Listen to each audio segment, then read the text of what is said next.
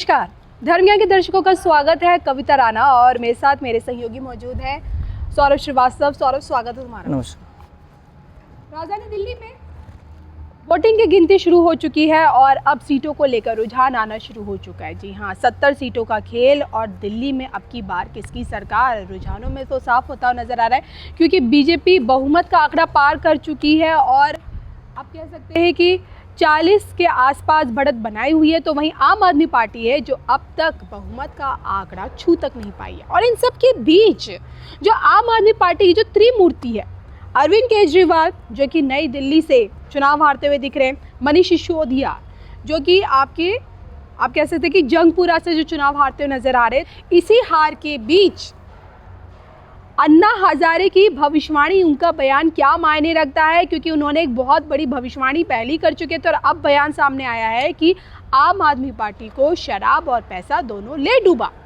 और इसी भविष्यवाणी के क्या मायने अब निकाले जा रहे हैं, इसी पर चर्चा करेंगे सौरभ के साथ। सौरभ, सबसे पहले मैं आपसे जानना चाहूँगी, जो अन्ना हजारे डे 1 से अरविंद केजरीवाल से जुड़े हुए थे, जिस आंदोलन से आम आदमी पार्टी बाहर एक्टिव पॉलिटिक्स में एक तरीके से उस आंदोलन से आम आदमी पार्टी का जन्म हुआ।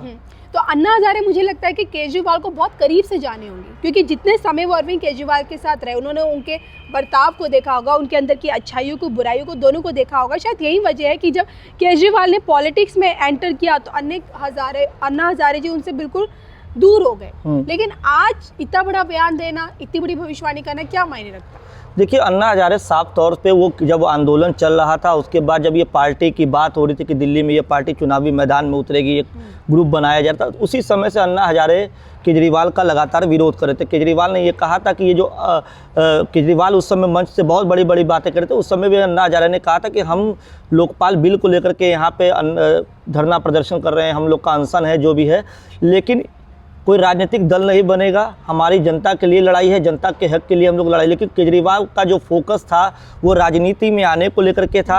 उन्होंने पार्टी बनाई, 2013 में पार्टी ने पहली बार चुनाव लड़ा, एक बदलाव की लहर थी। शीला दीक्षित का लंबे समय से कार्यकाल था और पहले चुनाव में आम आदमी पार्टी को 28 और कांग्रेस को 8 सीट मिली थी, जबकि भारतीय जनता पार्टी को 31 सीट मिली थी। हालांकि कांग्रेस और आम आदमी पार्टी ने मिलकर सरकार बनाई और 49 दिनों की सरकार चली।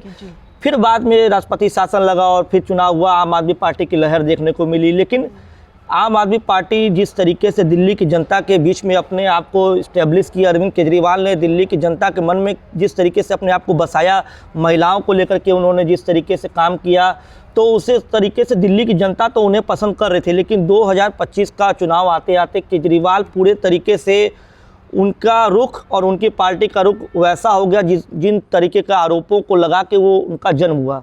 उन्होंने भ्रष्टाचार का आरोप कांग्रेस में लगाया, कांग्रेस सरकार पर लगाया, तमाम सियासी दलों पे आरोप लगा के अपनी पार्टी को उन्होंने जन्म तो दे दिया, लेकिन खुद उन तमाम चीज़ों में घिरते हुए दिखाई दिए। चाहे कथित शराब निधि घोटाला हो, उनके बड़े नेताओं के जेल जाने का सिलसिला हो, तो जिस तरीके से आम आदमी पार्टी के नेता अन्य पॉलिटिकल पार्टी की तरह काम करने लगे, उसी समय से ये तय हो गया था कि अब केजरीवाल के लिए मुसीबत बढ़ने वाली है। दूसरी बात, अन्ना हजारे ने पहले ये भी कहा था कि आपको या तो राजनीति में नहीं आ, दूसरी बात, आपको प्रत्याशी, अगर आप राजनीति में आ भी गए और प्रत्याशी का चयन कर रहे हैं तो आपको उस व्यक्ति के बारे में देखना चाहिए, सोचना चाहिए, समझना चाहिए कि व्यक्ति का आचरण कैसा है, व्यक्ति का प्रभाव अपने क्षेत्र में कैसा है, जिसके अंदर सच्ची जनसेवा करने की भावना हो। कम से कम ऐसे प्रत्याशियों को टिकट दिया जाए। लेकिन अगर केजरीवाल की बात करें तो इनके अगर प्रत्याशियों की बात करें तो कई ऐसे प्रत्याशी जिन पर तमाम भ्रष्टाचार के आरोप लगे हुए हैं, उन्हें केजरीवाल ने उतारा है। और सबसे बड़ी बात, अभी हम लोग खबर रिकॉर्ड कर रहे हैं और इस समय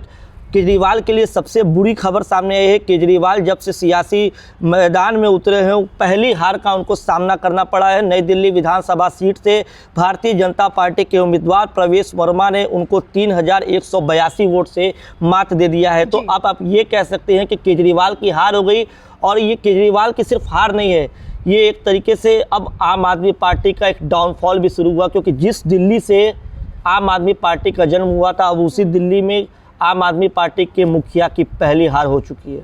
बिल्कुल। और इन सब के बीच देखिए, यहाँ पे हम अन्ना हजारे जी की भविष्यवाणी को इसलिए ज़्यादा इंपॉर्टेंस दे रहे हैं क्योंकि देखिए, रिजल्ट से पहले, वोटिंग से पहले अन्ना हजारे जी का एक बयान सामने आया।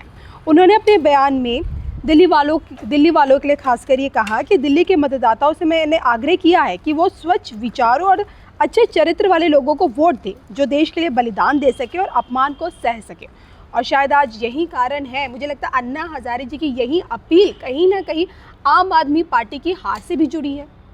हाँ, ये तो है ही। और सबसे बड़ी बात, अन्ना हजारे खुल के केवल केजरीवाल का विरोध नहीं किए। केजरीवाल को एक गार्जियन के तौर पे अन्ना हजारे हमेशा नसीहत भी देते रहे हैं कि भ्रष्टाचार, चलो अब राजनीतिक पृष्ठभूमि में आ गए हो, चुनाव लड़ रहे हो, तुम्हारी सरकार है, लेकिन तुम भ्रष्टाचार से दूर रहो जी।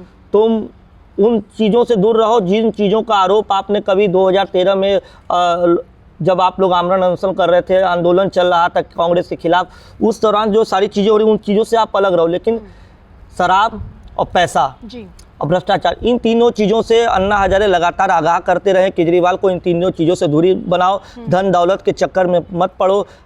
लेकिन अब जो 2025 की स्थिति हम लोग देख रहे हैं, केजरीवाल जेल होके आए, उनके सारे बड़े लीडर जो उनकी पार्टी के, मनीष सिसोदिया, सत्येंद्र जैन हो, संजय सिंह, वो सारे बड़े नेता जेल से होके वापस आए हैं। और धन दौलत की बात करें तो भ्रष्टाचार का इतना बड़ा आरोप लगा हुआ, कई तरह के भ्रष्टाचार के आरोप है। तो अब अगर अन्ना, ये नहीं कह सकते कि अन्ना हजारे खाली उनका विरोध किया, अन्ना हजारे ने इनको समय समय पर नसीहत भी दी है। लेकिन केजरीवाल कहीं ना कहीं अहंकार के चलते अन्ना हजारे की एक भी नसीहत को अगर वो अमल में लाए रहते तो शायद आज केजरीवाल को खुद अपनी सीट गंवानी ना पड़ती। बिल्कुल। और देखिए, जो कि सौरभ ने जो ये बात कही है, इसके भी बहुत बड़े मायने हैं, और वो मायने इसलिए निकाले जा सकते हैं क्योंकि देखिए, अन्ना हजारे ने कई दफ़ा ये कहा, भले ही उन्होंने अरविंद केजरीवाल का नाम नहीं लिया, भले ही वो कहते हैं कि भाई उस आंदोलन के बाद जैसे केजरीवाल ने पॉलिटिक्स ज्वाइन की तो मैंने उन्हें अपने आप से बिल्कुल अलग कर दिया, मेरा उनसे कोई खास कनेक्शन, कोई ऐसा जुड़ाव नहीं है। लेकिन वो हमेशा नसीहत ज़रूर देते थे। वो ये कहते थे कि जो जैसा करेगा वो वैसा भरेगा। अब केजरीवाल ने जो किया हो, आम आदमी पार्टी ने कथित शराब घोटाले में जो भी किया हो, लेकिन आज का देखिए रिजल्ट तो यही कहता है कि दिल्ली की जनता आम आदमी पार्टी को नकार चुकी है। और सबसे बड़ी बात है कि आम आदमी पार्टी की जो त्रिमूर्ति, जो त्रिशक्ति, मनीष सिसोदिया, आतिशी मार्लेना और खुद अरविंद केजरीवाल, तीनों ही अपनी सीट से हारते हुए नजर आ रहे हैं। तो इसका क्या लगता है कि जो अब तक जो आम आदमी पार्टी अपना एक विजन लेके चल रही थी, जो दिल्ली मॉडल लेके चल रही थी, क्या वो दिल्ली मॉडल जो पंजाब में उन्होंने दिखाया अब वो पूरी तरह से खत्म होता हुआ नजर आ रहा है? देखिए, दिल्ली मॉडल तो ठीक है, वो अच्छा, वो स्कूलों को उन्होंने सुधारा है, नो डाउट। स्कूल, कुछ सरकारी स्कूलों की अगर बात करें तो पहले से स्थिति बेहतर हुई है। लेकिन जो इनके ऊपर शराब घोटाला का आरोप लगा, ये शराब घोटाला इनको सबसे ज़्यादा नुकसान दिया, क्योंकि इसके वजह से इनके सारे बड़े लीडर्स को जेल जाना पड़ा। और सबसे बड़ी बात है कि बीजेपी ने इस बार बड़े साइलेंटली तरीके से प्रचार किया। बीजेपी ने, देखिए, दिल्ली की जनता इस बार 2-3 चीज़ों पे एकदम भटकी नहीं है। सबसे पहला तो हो गया कि धर्म के और सनातन के बात पे, हिंदुत्व को लेकर के वो एजेंडा बीजेपी के साथ आए, वो उस मुद्दे पे बीजेपी को जनता का साथ मिला। दूसरी बात एक था कि फ्री की योजना, पहले फ्री की योजना को लेकर के केजरीवाल की तरफ दिल्ली की जनता और महिलाओं का एक तरीके से झुकाव होता था, क्योंकि इस बार भी लगातार सबसे पहले चुनावी तैयारियों में सबसे पहले ताबड़तोड़ तरीके से फ्री की योजनाओं की बौछार जो है वो केजरीवाल की तरफ से लगाई गई, ऐलान किया गया, चाहे वो महिलाओं के लिए हो, छात्रों के लिए हो, बुजुर्गों के लिए हो, पुजारी ग्रंथियों के लिए हो, तमाम ऐलान किया गया। लेकिन उसी तरीके से इस बार भारतीय जनता पार्टी, और सबसे बड़ा नुकसान अगर आप कहें तो कांग्रेस ने भी कहीं ना कहीं दिया। अगर कांग्रेस और आम आदमी पार्टी इस बार मिलकर चुनाव लड़ती, जैसे लोकसभा में ये लोग सब साथ थे, अगर इस चुनाव में भी अगर कांग्रेस और आम आदमी पार्टी साथ रहती तो शायद स्थिति थोड़ी सी अलग होती। लेकिन भारतीय जनता पार्टी जिस तरीके से जनता के बीच जाकर प्रचार की, भारतीय जनता पार्टी ने इस बार बहुत ज़्यादा शोरगुल का प्रचार नहीं किया।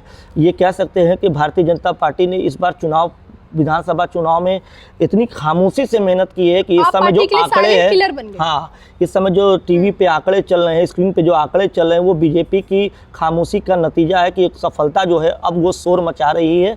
तो आप ये समझ लीजिए कि जो फ्री की योजना को लेकर जनता बंटती थी, आम आदमी पार्टी की तरफ जाती थी, तो अब पब्लिक को ये समझ में आ गया कि भारतीय जनता पार्टी भी हमारे लिए यही चीज़ें सोची है। और सबसे बड़ी बात है, भारतीय जनता पार्टी ने इस बात का भी ऐलान किया था कि जो पहले से योजनाएं चली आ रही है उसको बंद नहीं किया, वो योजना रहेगी। उसके अलावा अलग से बीजेपी ने अपना जो संकल्प पत्र जारी किया था उसमें भी तमाम तरह के वादे जनता से किए गए। तो कई सारे ये महत्वपूर्ण विषय हैं जिसका भारतीय जनता पार्टी को फ़ायदा मिला और केजरीवाल आपको इस बार केजरीवाल को आप चुनाव प्रचार के दौरान आप देखे होंगे केजरीवाल को पहले ही इस बार का बात का पूरा अनुमान था कि इस बार नतीजे कुछ उलट होंगे, क्योंकि केजरीवाल के चेहरे पे जब पहले के चुनाव में अगर 2015 का देख लें, 2020 का देख लें, तो उनके चुनाव प्रचार के दौरान उनके चेहरे पे एक ऑरा अलग रहता था, उनके चेहरे पे एक तेज रहता था। लेकिन इस बार केजरीवाल जब से तिहाड़ जेल से रिहा हुए और मुख्यमंत्री के पद से इस्तीफा दिया, उसके बाद वो लगातार जनता के बीच गए, अपने पार्टी कार्यालय में बैठ के अलग अलग तरीके से चुनावी समीकरण बनाया, रणनीति बनाया, उसको अमल में लाने की कोशिश की। लेकिन केजरीवाल के चेहरे पे शुरू से ही एक हताशा थी। उन्हें इस बात का पूरा अनुमान था कि जनता में अब ज़मीनी स्तर पे आम आदमी पार्टी का विरोध शुरू हो चुका है। बिल्कुल, और ना सिर्फ केजरीवाल को बल्कि अन्ना हजारे जी को भी पहले ही इस बात का अनुमान लग चुका था कि अब की बार आम आदमी पार्टी तो बिल्कुल नहीं आने वाली है, क्योंकि जो जैसा करेगा वो वैसा ही भरेगा। बहरहाल आपको हमारा ये आप कह सकते हैं कि थोड़ा सा एस्ट्रो और पॉलिटिकल एनालिसिस कैसा लगा, आप क्या सोचते हैं आम आदमी पार्टी का अब आगे का फ्यूचर क्या कहता है, कमेंट करके बताएगा ज़रूर। और इजाज़त दीजिए, नमस्कार।